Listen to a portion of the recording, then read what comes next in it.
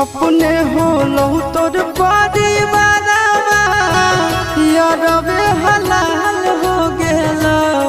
बोल के कर दोष दियोगे करे जावा से नुरवे जीव के काल हो गेला। बोल के कर दोष दियोगे करे जावा से नुरवे जीव के काल हो गेला।